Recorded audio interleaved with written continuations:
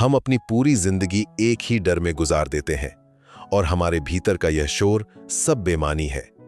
लेकिन आज से 200 साल पहले बर्लिन की गलियों में एक ऐसा दार्शनिक था जिसने हमें बताया कि ब्रह्मांड की सबसे बड़ी शक्ति हमारे अंदर छिपी है।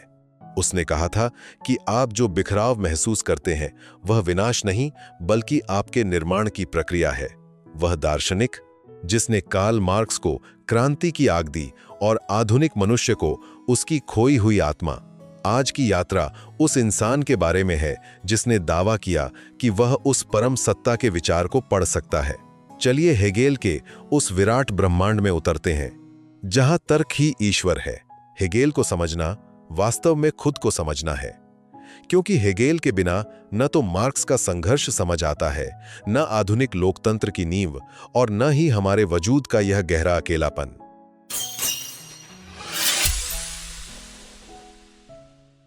हीगल का जन्म 27 अगस्त 1770 को हुआ था। उनके बचपन की कहानियां बहुत साधारण हैं। एक मध्यम वर्गीय परिवार, एक सरकारी अफसर पिता और एक ऐसी मां जो उन्हें कम उम्र में ही लैटिन भाषा और साहित्य की समझ दे गईं। लेकिन हमें उनके बचपन के खिलौनों या उनकी स्कूली शरारतों में नहीं उलझना है, क्योंकि हीगल का असली जन्म तब हुआ जब उन्होंने अपने घर की चारदीवारी छोड़कर ट्यूबिंगन यूनिवर्सिटी के सेमिनरी में कदम रखा। ट्यूबिंगन यूनिवर्सिटी के उसी हॉस्टल हीगल के अलावा 2 और नौजवान एक ही कमरे में रहते हैं, जिसमें से एक थे महान कवि होल्डरलिन और दूसरा भविष्य का दार्शनिक शेलिंग। यह वह दौर था जब पड़ोस के देश फ्रांस में क्रांति की आग धधक रही थी। बास्तील का किला ढह चुका था और स्वतंत्रता, समानता और बंधुत्व के नारे हवाओं में तैर रहे थे। इन तीनों दोस्तों के लिए फ्रांस की यह क्रांति सिर्फ एक राजनीतिक घटना नहीं थी, बल्कि यह एक नए युग की आहट थी। वे लोग सुबह की चाय पर राजनीति की चर्चा करते और शाम को प्लेटो और इमानुएल कांत की किताबों में डूबे रहते। हीगल के शुरुआती सालों का सबसे बड़ा सच यही था कि वे अपने समय की नब्ज को पकड़ना चाहते थे। उन्हें इस बात में कोई दिलचस्पी नहीं थी कि पुराने चर्च क्या कहते हैं या सदियों से चली आ रही रूढ़ियां क्या सिखाती हैं। वे उस अग्नि को देख रहे थे जो पुरानी दुनिया को जलाकर राख कर रही थी, ताकि एक नया तर्कसंगत समाज जन्म ले सके।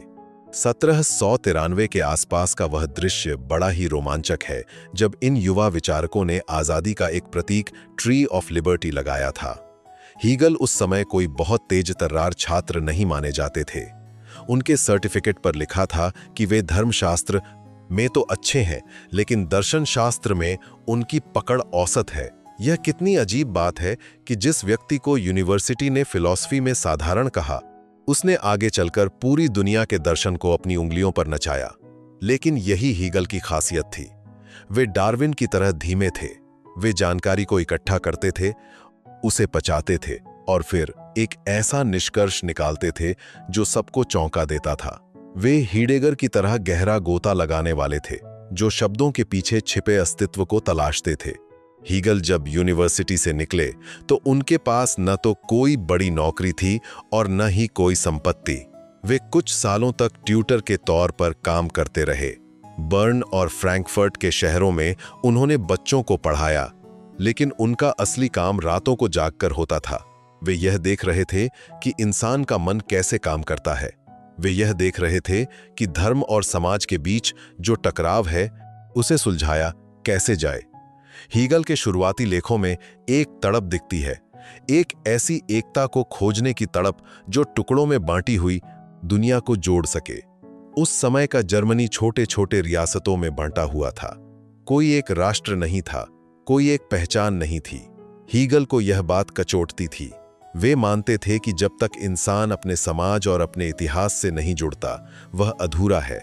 यहां हमें हीगल के उस नजरिए को समझना होगा जो उन्हें बाकी दार्शनिकों से अलग करता है। उनसे पहले के लोग, जैसे इमैनुएल कांट, यह मानते थे कि सच को पूरी तरह जानना नामुमकिन है। लेकिन हीगल ने कहा कि नहीं, अगर हम अपनी चेतना के विकास को समझ लें तो हम परम सत्य तक पहुंच सकते हैं। उन्होंने इसे गीस्ट या आत्मा कहा। यह कोई भूत प्रेत वाली आत्मा नहीं है, बल्कि यह मानव जाति की सामूहिक समझ और चेतना है जो समय के साथ विकसित होती है। जैसे डार्विन ने बताया कि शरीर कैसे विकसित होता है, हीगल ने वैसे ही बताया कि इंसानी विचार कैसे विकसित होते हैं। उनकी इस यात्रा का सबसे बड़ा मोड़ तब आया जब वे जेना पहुंचे। जेना उस समय ज्ञान का केंद्र था, लेकिन नियति का खेल देखिए। जैसे ही हीगल अपनी पहली महान पुस्तक फिनोमेनोलॉजी ऑफ स्पिरिट पूरी कर रहे थे, नेपोलियन बोनापार्ट की सेनाओं ने जेना पर हमला कर दिया। 13 अक्टूबर 1806 की उस शाम को, जब तोपों के गोले शहर की दीवारों से टकरा रहे थे, हीगल ने अपनी खिड़की से नेपोलियन को घोड़े पर सवार होकर जाते देखा। उन्होंने अपने एक दोस्त को लिखा, मैंने विश्व आत्मा के घोड़े पर सवार होकर शहर से गुजरते देखा है। यह एक बहुत गहरा वाक्य है। हीगल के लिए नेपोलियन सिर्फ एक हमलावर जनरल नहीं था, वह इतिहास की उस ताकत का प्रतीक था जो पुरानी सड़ चुकी व्यवस्था को खत्म करने आई थी। यहीं से हीगल की फिलॉसफी का वह हिस्सा शुरू होता है जिसे हम द्वंद्व कहते हैं। लेकिन उस पर बात करने से पहले हमें यह समझना होगा कि हीगल ने उस युद्ध की तबाही में भी एक व्यवस्था देखी जहां बाकी लोग डरकर भाग रहे थे। हीगल अपनी पांडुलिपि को अपने कोट के नीचे दबाकर भाग रहे थे ताकि उनके विचार सुरक्षित रहें। वे जानते थे कि युद्ध थोड़े समय के लिए है, लेकिन जो विचार वे कागज पर उतार रहे हैं वे सदियों तक गूंजेंगे।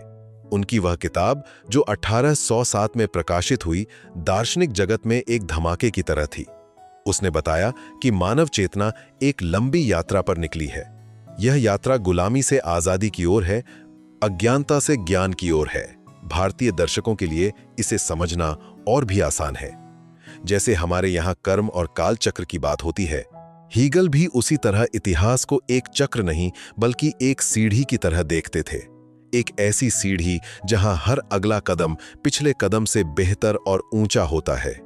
हीगल का मानना था कि जो कुछ भी हो रहा है उसके पीछे एक तर्क है। चाहे वह युद्ध हो, क्रांति हो या दुख हो, इतिहास बेवजह नहीं चलता। हर घटना हमें उस पूर्णता की ओर ले जा रही है जहां इंसान खुद को और इस ब्रह्मांड को पूरी तरह समझ पाएगा। इस पहले सेगमेंट के अंत तक हम यह देख पाते हैं कि हीगल का शुरुआती जीवन कोई आरामदायक सफर नहीं था। वे एक ऐसे खोजी थे जो अपनी पहचान बनाने के लिए नहीं बल्कि समय की पहचान करने के लिए संघर्ष कर रहे थे।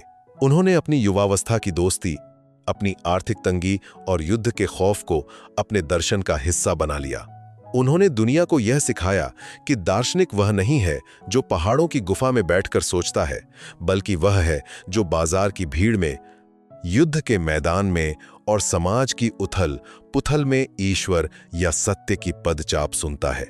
हीगल की यह शुरुआत उस महागाथा की नींव थी जो हमें विचारों के उस शिखर पर ले जाएगी जहां से पूरी दुनिया एक अलग रंग में नजर आती है। 1806 की वह रात इतिहास के पन्नों में सुनहरे अक्षरों से नहीं बल्कि बारूद की गंध से लिखी गई थी। जब नेपोलियन की सेनाएं जेना की गलियों में मार्च कर रही थीं, तब हीगल अपने कमरे में मोमबत्ती की मध्यम रोशनी में अपनी सबसे महान कृति फेनोमेनोलॉजी देस गाइस्टेस यानी फेनोमेनोलॉजी ऑफ स्पिरिट के आखिरी पन्ने पूरे कर रहे थे। यह सिर्फ एक किताब नहीं थी, यह एक दार्शनिक विस्फोट था। हीगल ने खुद इस किताब के बारे में कहा था, यह चेतना के अनुभव का विज्ञान है, लेकिन इसे आम भाषा में समझें तो यह इंसान के दिमाग की वह डायरी है जिसमें लिखा है कि हम अनजान से ज्ञानी कैसे बने। हीगल का यह सफर तब शुरू होता है जब वे उस दौर के सबसे बड़े दार्शनिक इमैनुएल कांट की सीमाओं को तोड़ना चाहते थे। कांट ने कहा था कि हम थिंग इन इटसेल्फ, चीज जैसी वह असल में है, को कभी नहीं जान सकते। हीगल ने इस बात को चुनौती दी। उन्होंने अपनी किताब के पहले हिस्से में सेंस सर्टेनिटी की धज्जियां उड़ा दी। वे कहते हैं कि अगर आप सोचते हैं कि यह कागज सफेद है और यही परम सत्य है, तो आप गलत हैं। जैसे ही आप यहां और अब, हियर एंड नाउ की बात करते हैं, समय बदल जाता है और वह सच पुराना हो जाता है। हीगल हमें सिखाते हैं कि सच कोई चीज नहीं है जिसे पकड़कर बैठ जाया जाए, सच एक प्रोसेस है। इस किताब का सबसे चर्चित और विवादित हिस्सा है लॉर्डशिप एंड बॉन्डेज, जिसे दुनिया मास्टर स्लेव डायलेक्टिक के नाम से जानती है। हीगल यहां एक बहुत गहरी बात कहते हैं। वे कहते हैं कि इंसान को अपनी पहचान के लिए दूसरे की जरूरत होती है। जब दो चेतनाएं आपस में टकराती हैं तो एक मौत के संघर्ष जैसी स्थिति पैदा होती है। एक डरकर झुक जाता है और दूसरा जीतने की खुशी में मालिक बन जाता है। लेकिन हीगल यहाँ एक ऐसा मोड़ लाते हैं जो आपको हिला देगा। वे कहते हैं कि असल में मालिक आज़ाद नहीं है, क्योंकि उसकी पहचान गुलाम की मौजूदगी पर टिकी है। मालिक आलसी हो जाता है, वह उपभोग की वस्तु बन जाता है। दूसरी तरफ गुलाम काम के जरिए कुदरत को बदलता है, वह चीजें बनाता है, वह संघर्ष करता है, और इस मेहनत की वजह से उसका दिमाग मालिक से ज्यादा विकसित हो जाता है। हीगल का मशहूर कोट है, मानवीय स्वतंत्रता का जन्म उस संघर्ष से होता है जहां हम मौत के डर पर विजय पाते हैं। हीगल ने इस किताब में अनहैप्पी कॉन्शियसनेस, दुखी चेतना की भी बात की है। यह हिस्सा खासकर इंडियन ऑडियंस को बहुत पसंद आएगा, क्योंकि यह धर्म और ईश्वर के साथ हमारे रिश्ते की बात करता है। हीगल कहते हैं कि एक दौर ऐसा आता है जब इंसान खुद को छोटा और पापी समझने लगता है और ईश्वर को बहुत दूर आसमान में बैठा हुआ एक कठोर जज मान लेता है। यह चेतना दुखी है क्योंकि वह अपने ही अंश से अलग महसूस कर रही है। हीगल का मकसद इस अलगाव को खत्म करना था। इस महाग्रंथ को लिखते समय हीगल की हालत यह थी कि उनके पास अपनी पब्लिशर को देने के लिए पैसे नहीं थे। उन्होंने उधार लेकर काम चलाया। जब किताब 1807 में छपी तो इसका नाम सिस्टम ऑफ साइंस का पहला हिस्सा रखा गया था। इसमें उन्होंने एब्सोल्यूट नोइंग का कॉन्सेप्ट दिया। वे कहते हैं कि जब आत्मा यह समझ लेती है कि यह पूरी दुनिया, यह इतिहास और यह प्रकृति कुछ और नहीं बल्कि उसी का विस्तार है, तब वह परम ज्ञान प्राप्त करती है। इसे हीगल ने गाइस्ट कहा है। गाइस्ट का मतलब सिर्फ आत्मा नहीं बल्कि माइंड या कलेक्टिव कॉन्शियसनेस भी है। हीगल की इस किताब ने आगे चलकर कार्ल मार्क्स, पॉल सार्त्र और यहां तक कि आधुनिक मनोवैज्ञानिकों की नींव रखी। लेकिन उस समय जेना की हार के बाद हीगल बेरोजगार हो गए। उन्हें बामबर्ग जाना पड़ा, जहां उन्होंने एक अखबार बामबर्गर ज़ाइटुंग के संपादक के रूप में काम किया। सोचिए, एक ऐसा आदमी जो ब्रह्मांड के रहस्यों को सुलझा रहा था, उसे रोजमर्रा की खबरें एडिट करनी पड़ रही थीं। लेकिन हीगल यहां भी नहीं रुके। उन्होंने अपनी पत्रकारिता में भी तर्क को ढूंढा। उनका मानना था कि अखबार पढ़ना आधुनिक इंसान की सुबह की प्रार्थना है। इसके बाद वे नूर्नबर्ग के एक जिम्नेजियम हाई स्कूल के रेक्टर यानी हेडमास्टर बने। 1808 से 1816 तक करीब 8 साल उन्होंने स्कूल के बच्चों को पढ़ाया और अनुशासन सिखाया। इसी दौरान उन्होंने अपनी दूसरी सबसे भारी भरकम किताब लिखी, विसेंशाफ्ट डर लॉजिक यानी साइंस ऑफ लॉजिक। अगर फेनोमेनोलॉजी चेतना का सफर था तो लॉजिक उस सफर का मैप था। इसमें उन्होंने विस्तार से बताया कि कैसे एक विचार, बीइंग, अपने विपरीत विचार, नथिंग से टकराकर एक नई हकीकत, बिकमिंग को जन्म देता है। हीगल का जीवन हमें सिखाता है कि बड़ा काम करने के लिए आपको सिर्फ शांत कमरे की जरूरत नहीं होती, बल्कि आपको युद्ध, गरीबी और स्कूल की नौकरी के बीच भी अपने विजन को जिंदा रखना पड़ता है। उन्होंने अपनी किताबों में बार बार इस बात पर जोर दिया कि जो तर्क संगत है वही वास्तविक है और जो वास्तविक है वही तर्क संगत है। Was vernünftig ist, das ist wirklich, und was wirklich ist, das ist vernünftig। इस एक वाक्य ने पूरी दुनिया के दार्शनिकों को 2 गुटों में बांट दिया। इस सेगमेंट के अंत तक हीगल सिर्फ एक टीचर या संपादक नहीं रह गए थे, वे एक उभरते हुए बौद्धिक सम्राट बन चुके थे। उनके पास अब एक ऐसा सिस्टम था, वो दुनिया की हर चीज की व्याख्या कर सकता था, चाहे वह कला हो, राजनीति हो, धर्म हो या विज्ञान। हीगल का यह सफर अब उस मोड़ पर है जहां विचार जमीन पर उतरकर संस्था बनने वाला है। क्या आप उस टकराव के लिए तैयार हैं जहां हीगल का दिमाग सत्ता के गलियारों से टकराएगा? अगर आप दुनिया को एक ठहरी हुई तस्वीर की तरह देखते हैं तो हीगल आपको अपनी आंखें मलने पर मजबूर कर देंगे। उनके लिए दुनिया कोई पेंटिंग नहीं बल्कि एक बहती हुई फिल्म है। और इस फिल्म का डायरेक्टर कौन है? हीगल उसे कहते हैं डायलेक्टिक्स। भाग 2 के इस सेगमेंट में हम उस जादुई फॉर्मूले को समझेंगे जिसने कार्ल मार्क्स से लेकर आज के मॉडर्न पॉलिटिकल थिंकर्स तक को अपना दीवाना बना रखा है। अक्सर हीगल को समझने के लिए लोग 3 शब्दों का इस्तेमाल करते हैं, थीसिस, पक्ष, एंटीथेसिस, विपक्ष, और सिंथेसिस, संवाद। हालांकि हीगल ने अपनी किताबों में इन शब्दों का इस्तेमाल बहुत कम किया है, लेकिन उनके पूरे सिस्टम का निचोड़ यही है। हीगल का मानना था कि दुनिया में कोई भी विचार अकेला नहीं आता, हर विचार के अंदर ही उसकी बर्बादी का बीज छिपा होता है। जब एक विचार थीसिस अपनी चरम सीमा पर पहुंचता है, तो उसके भीतर से एक विरोधी विचार एंटीथेसिस पैदा होता है। इन दोनों के बीच जबरदस्त टकराव होता है, एक दिमागी दंगल, और इस दंगल से जो तीसरा विचार निकलता है उसे हम सिंथेसिस कहते हैं। लेकिन रुकिए, यह सिंथेसिस मंजिल नहीं है, यह खुद एक नया थीसिस बन जाता है और फिर इसका एक नया विरोधी पैदा होता है। हीगल कहते हैं कि इतिहास इसी तरह सीढ़ी दर सीढ़ी ऊपर बढ़ रहा है। इसे एक उदाहरण से समझते हैं जो भारतीय दर्शकों को तुरंत समझ आएगा। मान लीजिए थीसिस है अत्यधिक अनुशासन और पुरानी परंपराएं। जब ये परंपराएं इतनी सख्त हो जाती हैं कि दम घुटने लगे, तो एंटीथेसिस पैदा होता है, यानी पूरी तरह से विद्रोह और बेलगाम आजादी। अब इन दोनों के बीच संघर्ष होगा। नतीजा क्या निकलेगा? सिंथेसिस यानी एक ऐसा समाज जहां परंपराओं का सम्मान भी हो और व्यक्ति की आजादी भी सुरक्षित हो। हीगल की इस थ्योरी को उनकी सबसे जटिल किताब विसनशाफ्ट डर लॉजिक, साइंस ऑफ लॉजिक में विस्तार से दिया गया है। 1812 से 1816 के बीच प्रकाशित इस किताब में हीगल ने पुरानी अरस्तु की लॉजिक, एरिस्टोटेलियन लॉजिक, को उखाड़ फेंका। अरस्तु कहते थे कि ए ही रहेगा, वह बी नहीं हो सकता। हीगल ने कहा, गलत, आ वक्त के साथ बदलता है और अपने भीतर बी को समाहित कर लेता है। हीगल का एक और मशहूर कॉन्सेप्ट है सबलेशन, जिसे जर्मन में वे ऑफहेबन कहते हैं।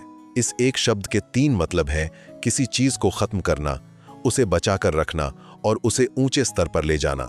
जैसे जब एक बीज मरता है तभी पौधा जन्म लेता है। बीज खत्म हुआ, लेकिन उसके गुण पौधे के अंदर सुरक्षित रहे और अब वह एक ऊंचे स्तर पर विकसित हो गया। हीगल के लिए पूरा मानव इतिहास और हमारी सोच इसी बीज और पौधे की कहानी है। हीगल ने यहां तक कहा कि विरोधाभास ही वह शक्ति है जो दुनिया को चलाती है। Contradiction is the root of all movement and vitality. अगर टकराव नहीं होगा तो दुनिया ठहर जाएगी। जैसे पानी अगर एक जगह रुका रहे तो सड़ जाता है, वैसे ही विचार भी अगर आपस में न टकराएं तो समाज मर जाता है। भारतीय दर्शन में जैसे हम द्वंद्व की बात करते हैं, सुख, दुख, लाभ, हानि, हीगल उसी द्वंद्व को प्रोग्रेस का जरिया मानते थे। नूर्नबर्ग के उस स्कूल में है डमास्टर की नौकरी करते हुए हीगल ने अपनी इस लॉजिक को इतना धारदार बना लिया था कि अब वे बड़े मंच के लिए तैयार थे। 1816 में उन्हें हाइडेलबर्ग यूनिवर्सिटी से न्योता मिला। यह उनके लिए एक बड़ी जीत थी। एक स्कूल टीचर अब जर्मनी के सबसे प्रतिष्ठित यूनिवर्सिटीज में से एक का प्रोफेसर बनने जा रहा था। यहां उन्होंने अपनी एक और महत्वपूर्ण किताब encyclopaedia of the philosophical sciences पर काम शुरू किया। इस सेगमेंट में हमें यह समझना जरूरी है कि हीगल के लिए लॉजिक सिर्फ गणित या शब्दों का खेल नहीं था। उनके लिए लॉजिक ही ईश्वर का मन था। उन्होंने एक जगह लिखा है, लॉजिक को ईश्वर के उस स्वरूप के रूप में समझना चाहिए जैसा वह अपनी सृष्टि की रचना से पहले था। यानी हीगल के लिए पूरी कायनात एक तार्किक हिसाब किताब है, जहां कुछ भी बेवजह नहीं होता। आज के दौर में जब हम सोशल मीडिया पर बहस करते हैं या संसद में पक्ष विपक्ष को लड़ते देखते हैं, तो हमें लगता है कि यह समय की बर्बादी है। लेकिन हीगल मुस्कुराते हुए कहेंगे, लड़ने दो, क्योंकि इसी टकराव से कल का बेहतर सच निकल कर आएगा। तो जैसा कि हमने देखा, हीगल के लिए टकराव ही जीवन का सार था। लेकिन यह टकराव सिर्फ किताबों तक सीमित नहीं था, उनके अपने जीवन में भी उतार चढ़ाव का एक जबरदस्त दंगल चल रहा था। 1816 में जब वे हाइडेलबर्ग पहुंचे तो वे अब सिर्फ एक स्कॉलर नहीं थे, बल्कि एक फैमिली मैन भी बन चुके थे। 1811 में उन्होंने मरी वॉन्टूचर से शादी की थी। मैरी एक कुलीन परिवार से थीं और हीगल से करीब 20 साल छोटी थीं।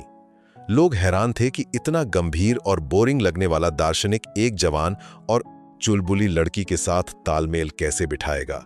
लेकिन यहां भी हीगल का सिंथेसिस काम आया। उन्होंने साबित किया कि एक महान दिमाग और एक खुशहाल घरेलू जिंदगी साथ साथ चल सकते हैं। उनके 2 बेटे हुए, कार्ल और इमैनुएल। लेकिन हीगल की लाइफ में एक एंटीथेसिस भी था।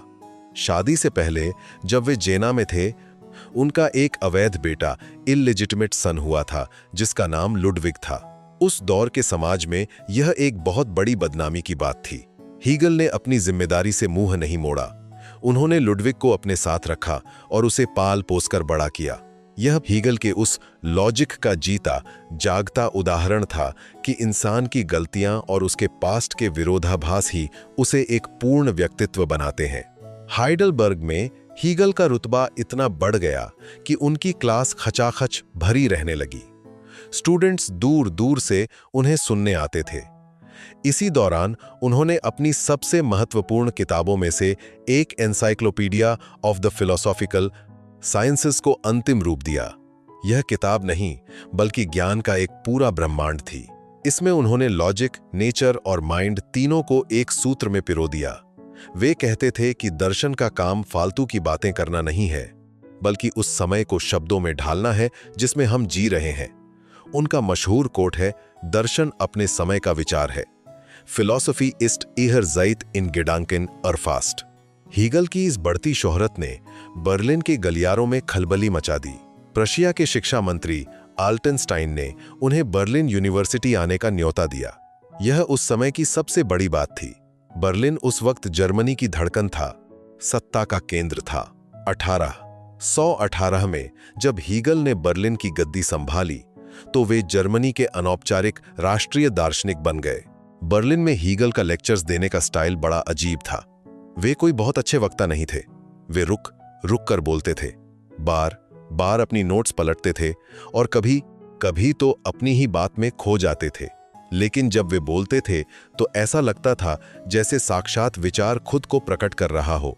उनके स्टूडेंट्स लिखते हैं कि हीगल को सुनना किसी पहाड़ चढ़ने जैसा था, मुश्किल, थका देने वाला। लेकिन चोटी पर पहुंचने के बाद जो नज़ारा दिखता था वह अद्भुत था। यहीं पर उन्होंने elements of the philosophy of right लिखी। इस किताब में उन्होंने बताया कि एक इंसान सिर्फ घर में बैठकर आज़ाद नहीं हो सकता, उसे समाज और राज्य की ज़रूरत है। हीगल कहते हैं कि परिवार हमें प्यार देता है, समाज हमें काम और कंपटीशन देता है, लेकिन राज्य वह जगह है जहां हमारी आज़ादी को एक कानूनी और नैतिक पहचान मिलती है। हीगल के लिए स्टेट कोई पुलिसिया सिस्टम नहीं था, बल्कि वह धरती पर ईश्वर का कदम, the march of God in the world था। उनका यह आइडिया आज के इंडियन कॉन्टेक्स्ट में भी बहुत रिलेवेंट है। हम अक्सर राज्य या सरकार को सिर्फ टैक्स वसूलने वाली मशीन समझते हैं, लेकिन हीगल कहते हैं कि बिना एक मजबूत राज्य के इंसान अपनी सुरक्षा और अधिकारों के लिए तरस जाएगा। हालांकि उनके इस विचार की बाद में बड़ी आलोचना भी हुई। कुछ लोगों ने कहा कि हीगल ने राज्य को इतना ऊंचा दर्जा दे दिया कि वह तानाशाहों के काम आने लगा। लेकिन हीगल का मकसद तानाशाही नहीं, बल्कि एक ऐसी व्यवस्था थी जहां कानून का शासन हो। इस दौर में हीगल सिर्फ एक प्रोफेसर नहीं थे, वे एक सेलिब्रिटी बन चुके थे। वे ओपेरा जाते थे, अच्छे रेड वाइन के शौकीन थे और ताश खेलना पसंद करते थे। वे कोई ऐसे दार्शनिक नहीं थे जो दुनिया को त्याग चुके हों। वे दुनिया के हर रंग का लुत्फ उठा रहे थे, क्योंकि उनके लिए दुनिया ही वह जगह थी जहां परम आत्मा खुद को एक्सप्रेस कर रही थी।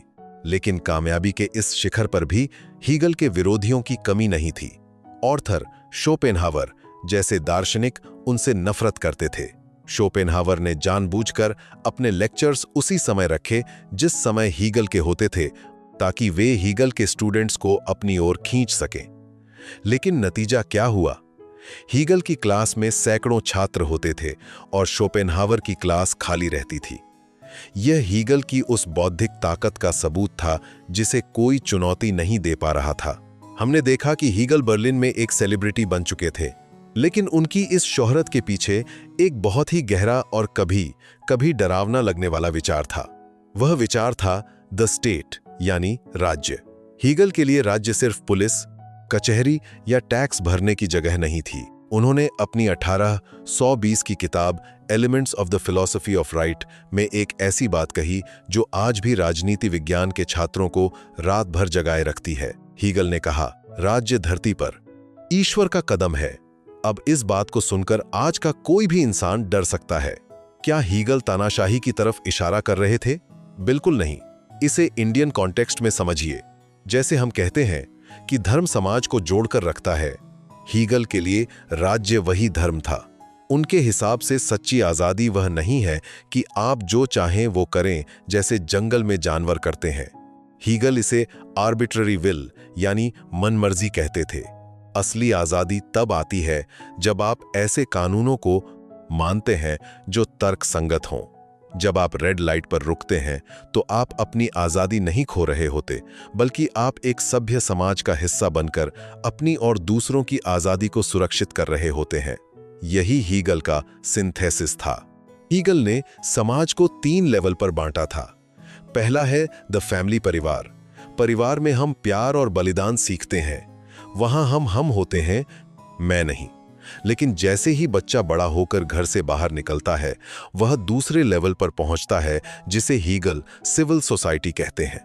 यहां कंपटीशन है, स्वार्थ है और अपनी जरूरतों को पूरा करने की होड़ है। यहां इंसान दूसरे को सिर्फ एक जरिया समझता है। लेकिन हीगल कहते हैं कि सिर्फ परिवार या सिर्फ बाजार से काम नहीं चलेगा। इन दोनों के बीच जो टकराव है, उसे सुलझाने के लिए तीसरा लेवल चाहिए, और वह है द स्टेट। राज्य वह जगह है जहां परिवार का प्यार और समाज का कंपटीशन मिलकर एक यूनिवर्सल रूप लेते हैं। हीगल का मानना था कि राज्य का काम है कि वह हर व्यक्ति को यह एहसास कराए कि वह किसी बड़ी चीज का हिस्सा है। हीगल के लिए आजादी का मतलब था अपनी मर्जी को रैशनल लॉज, तर्कसंगत कानूनों के साथ जोड़ देना। बर्लिन यूनिवर्सिटी के गलियारों में जब हीगल यह लेक्चर देते थे तो प्रशिया के अधिकारी बड़े ध्यान से सुनते थे। उन्हें लगता था कि हीगल उनके शासन को सही ठहरा रहे हैं।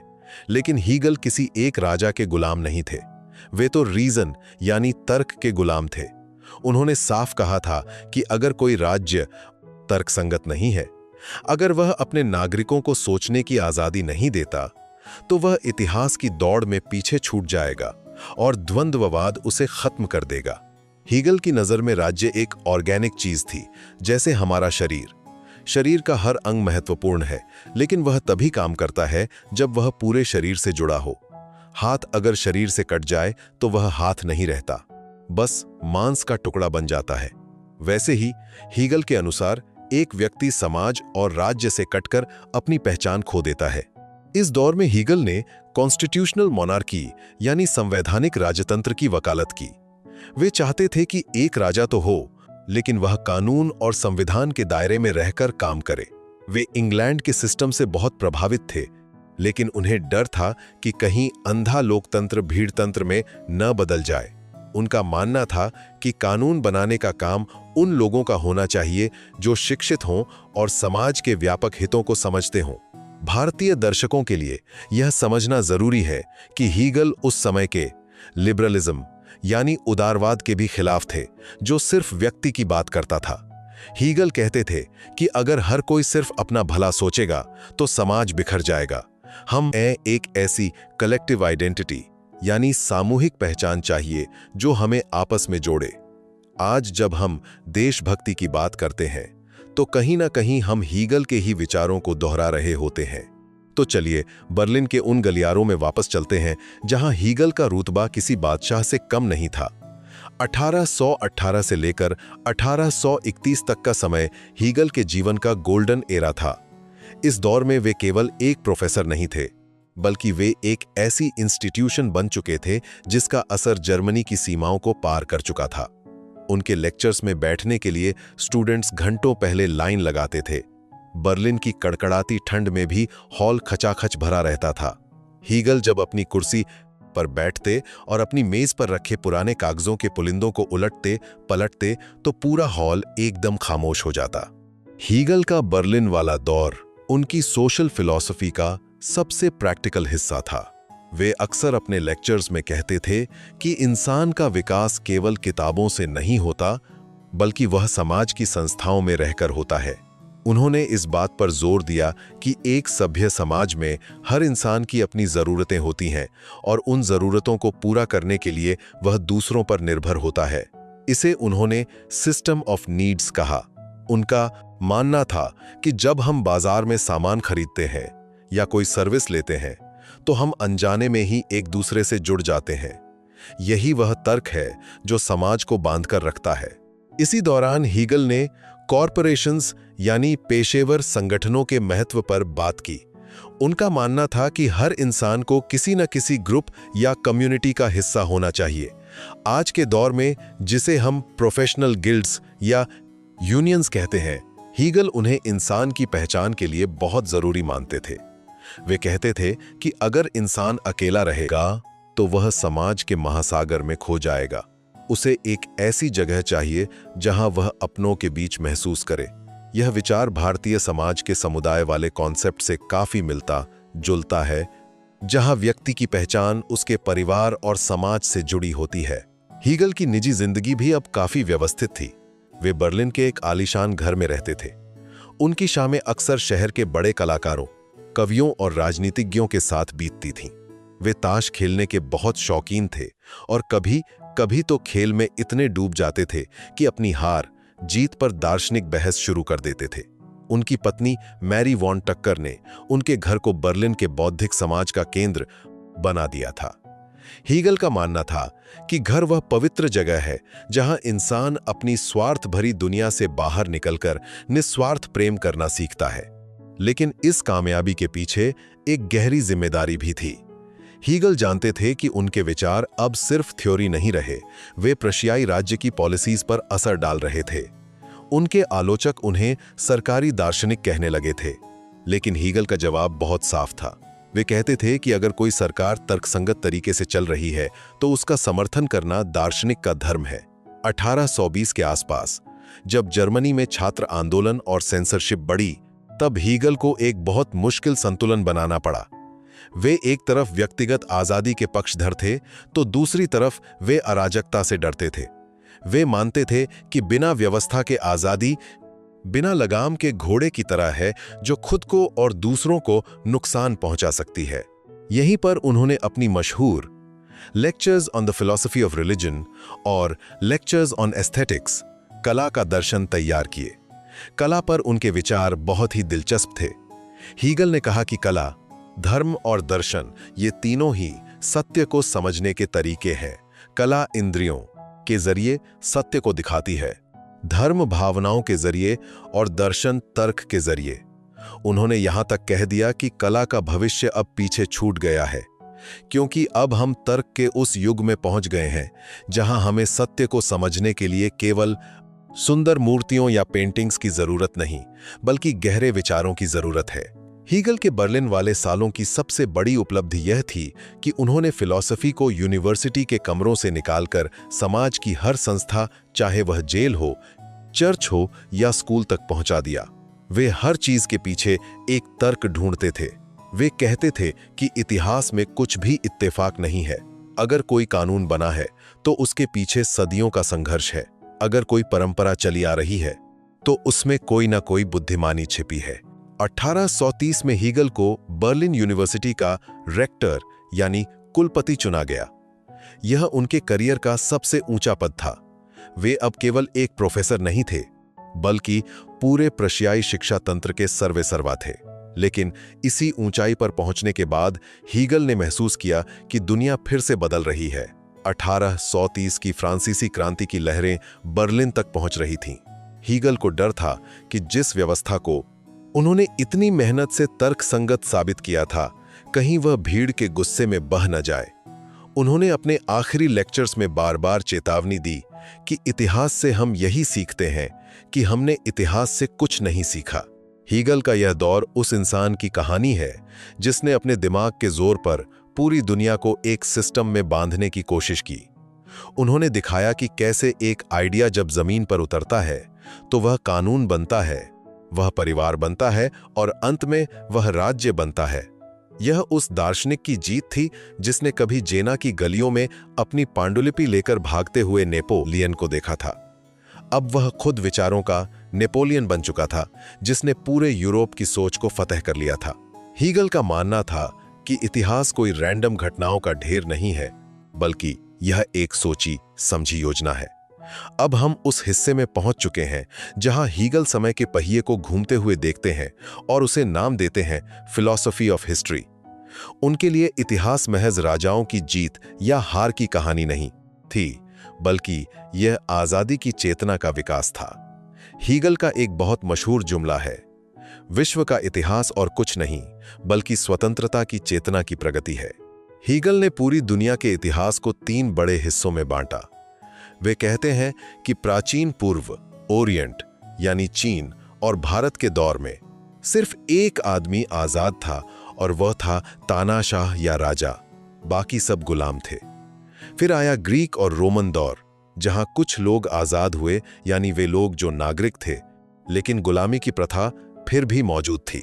और अंत में आया जर्मन, ईसाई, जर्मानिक युग, जहां इंसान ने यह समझा कि हर इंसान जन्म से आजाद है। हीगल के लिए इतिहास का असली मकसद यही था, इंसान को उसकी पूरी आजादी का एहसास कराना। यहां हीगल एक बहुत ही दिलचस्प कॉन्सेप्ट देते हैं, जिसे वे वर्ल्ड स्पिरिट, वेल्टगाइस्ट या विश्व आत्मा कहते हैं। उनके हिसाब से इतिहास खुद नहीं चलता, बल्कि यह विश्व आत्मा इतिहास को चलाती है। यह आत्मा किसी सुपर हीरो की तरह नहीं है, बल्कि यह मानव जाति की सामूहिक बुद्धि है, और यह आत्मा अपना काम करवाने के लिए महान लोगों का इस्तेमाल करती है, जिन्हें हीगल वर्ल्ड हिस्टोरिकल इंडिविजुअल्स कहते हैं। कल्पना कीजिए सिकंदर महान, जूलियस सीजर या नेपोलियन की। हीगल कहते हैं कि इन लोगों को लगता था कि वे अपने निजी स्वार्थ या सत्ता के लिए लड़ रहे हैं, लेकिन असल में वे विश्व आत्मा के हाथों की कठपुतली थे। आत्मा उनका इस्तेमाल करती है ताकि इतिहास का अगला चैप्टर शुरू हो सके। हीगल ने इसे एक बहुत ही शानदार नाम दिया, द कनिंग ऑफ रीजन, यानी तर्क की चालाकी।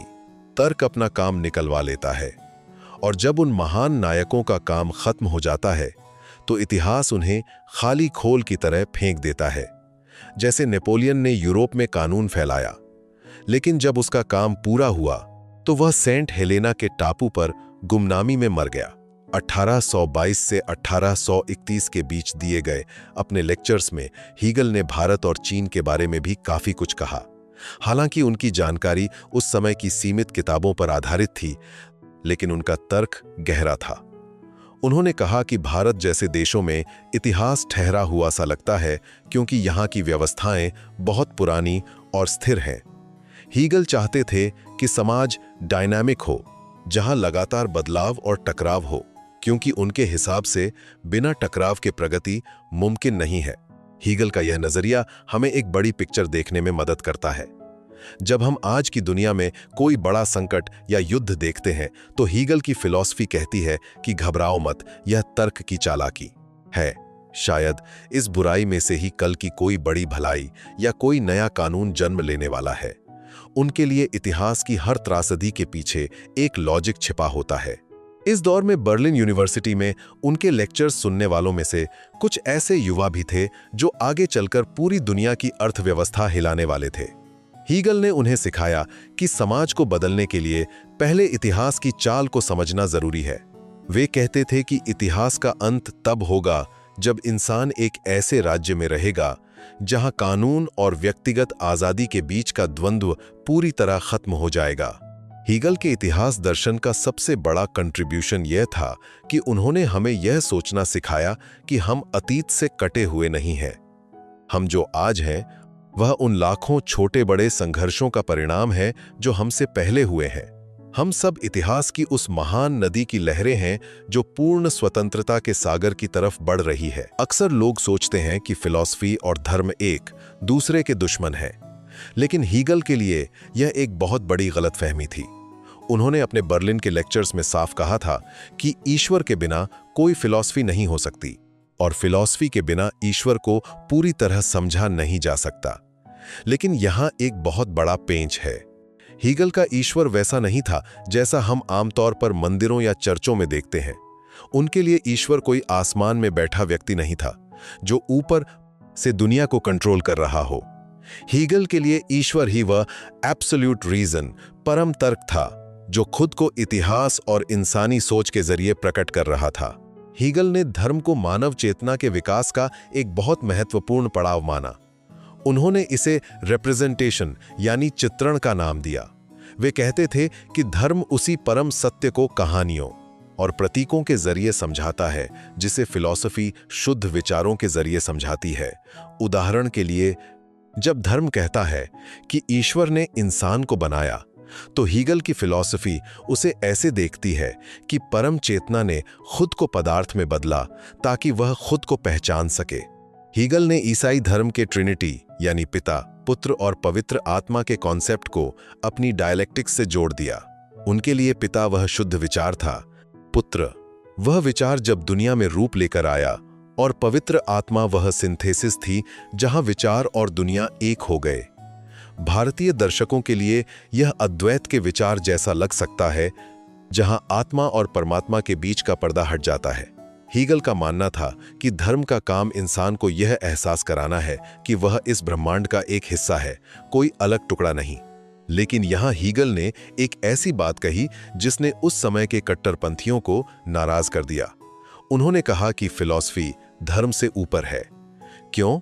क्योंकि धर्म सत्य को भावनाओं और श्रद्धा के जरिए देखता है, जबकि फिलॉसफी उसे तर्क के जरिए जानती है। हीगल का मानना था कि जैसे जैसे समाज विकसित होगा, हम धर्म की कहानियों से ऊपर उठकर फिलॉसफी के प्योर लॉजिक तक पहुंचेंगे।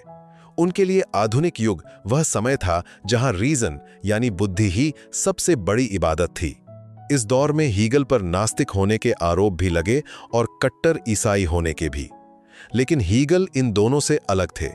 वे एक ऐसे सेक्युलर धर्म की बुनियाद रख रहे थे जहां आस्था और विज्ञान के बीच कोई झगड़ा न हो।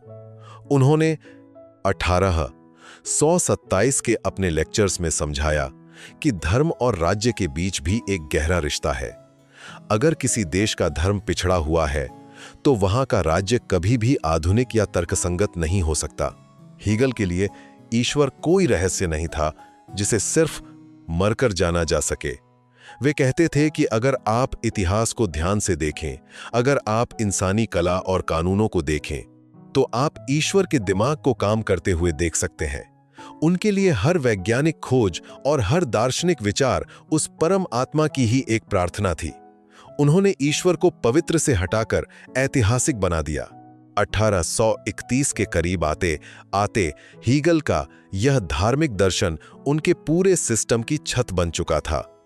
उन्होंने दुनिया को यह विश्वास दिलाया कि यह ब्रह्मांड कोई एक्सीडेंट नहीं है, बल्कि एक महान चेतना का क्रमिक विकास है। लेकिन जब वे अपने इस परम ज्ञान के शिखर पर बैठे थे, तभी एक ऐसी ताकत उनके करीब आ रही थी जिसे न तो तर्क से रोका जा सकता था और न ही फिलॉसफी से। वह थी मृत्यु, और हीगल की मृत्यु भी उतनी ही रहस्यमयी और नाटकीय होने वाली थी जितना कि उनका दर्शन।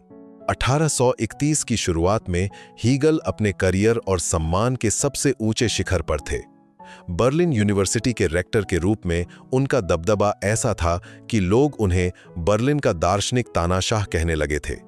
लेकिन इसी साल जर्मनी की सीमाओं पर एक अनजाना और अदृश्य दुश्मन दस्तक दे रहा था, हैजा। यह वह समय था जब मेडिकल साइंस आज की तरह विकसित नहीं थी और इस महामारी को मौत का दूसरा नाम माना जाता था। हीगल, जो अपनी पूरी जिंदगी तर्क और व्यवस्था की वकालत करते रहे, अब एक ऐसी बीमारी के सामने थे जिसका कोई तर्क नहीं था। 1831 की गर्मियों में जब हैजा बर्लिन पहुंचा, तो शहर में भगदड़ मच गई। अमीर लोग और रसूखदार प्रोफेसर शहर छोड़कर भागने लगे।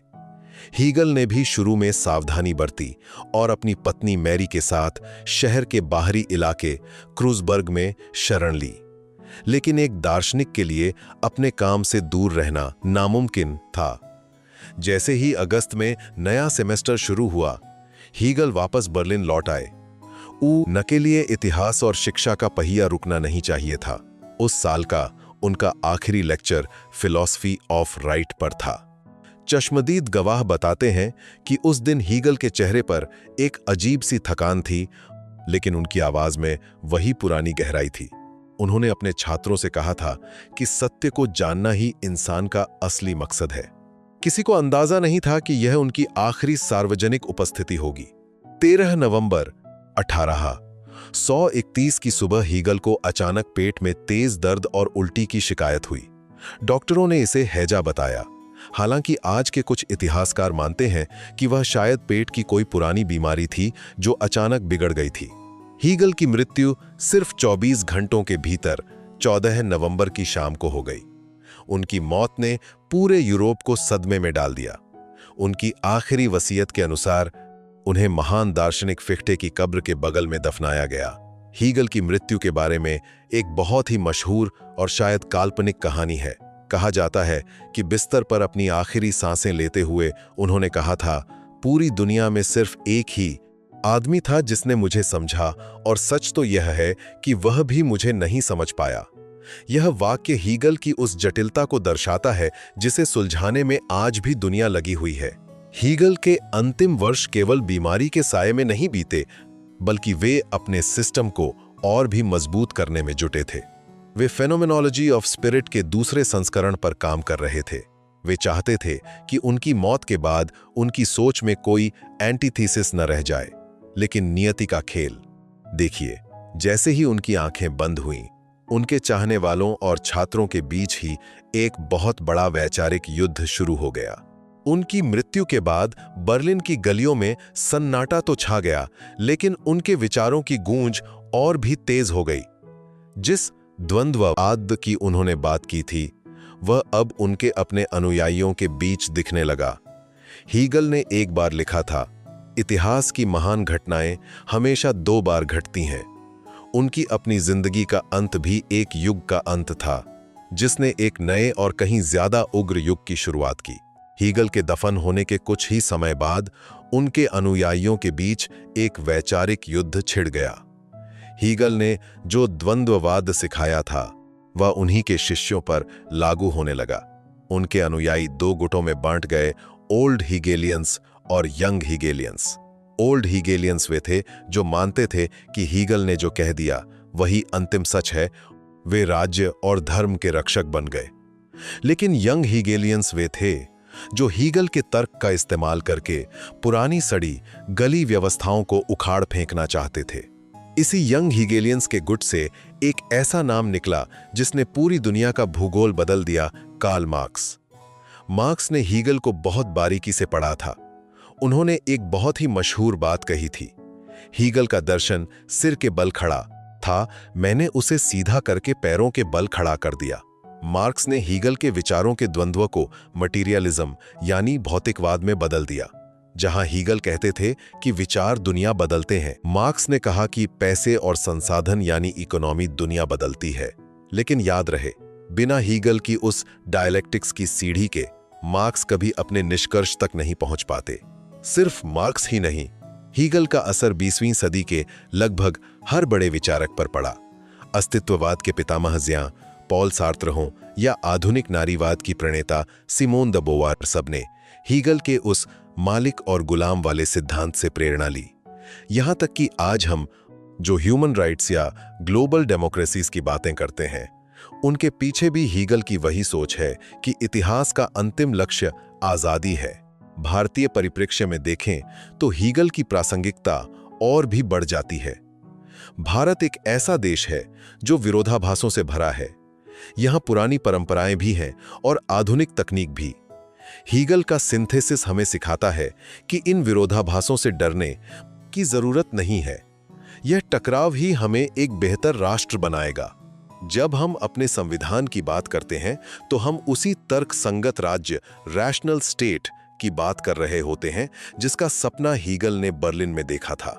हीगल ने एक बार कहा था, दुनिया का इतिहास एक अदालत है जो फैसला सुनाती है। डी वेल्टगेशिक्टे इस दास वेल्टगेरिक्ट, उनकी अपनी विरासत इस बात का सबूत है। आज भी जब हम समाज में बदलाव देखते हैं, जब हम पुरानी जंजीरों को टूटते हुए देखते हैं, तो कहीं ना कहीं पीछे हीगल मुस्कुरा रहे होते हैं। वे जानते थे कि आत्मा को कैद नहीं किया जा सकता, वह हर बाधा को पार करके अपनी आज़ादी ढूंढ ही लेगी। हीगल की इस पूरी बायोग्राफी से हमें जो सबसे बड़ी सीख मिलती है वह यह है कि ज्ञान कोई मंजिल नहीं बल्कि एक सफर है। हमें अपने समय की समस्याओं से भागना नहीं चाहिए, बल्कि उन्हें द्वंद्ववाद की नजर से देखना चाहिए। हर समस्या अपने भीतर ही एक समाधान लेकर आती है। 1831 से लेकर आज 2026 तक हीगल का दिमाग हमारी किताबों, हमारी अदालतों और हमारी सोच में जिंदा है। उनकी कहानी हमें याद दिलाती है कि एक दार्शनिक की असली जीत तब नहीं होती जब उसे लोग समझ लेते हैं, बल्कि तब होती है जब उसके विचार लोगों को सोचने पर मजबूर कर देते हैं। हीगल ने दुनिया को सिर्फ एक सिस्टम नहीं दिया, उन्होंने हमें सत्य की प्यास दी। और जब तक इंसान आजाद होने की चाहत रखेगा, हीगल का नाम इतिहास के पन्नों पर चमकता रहेगा।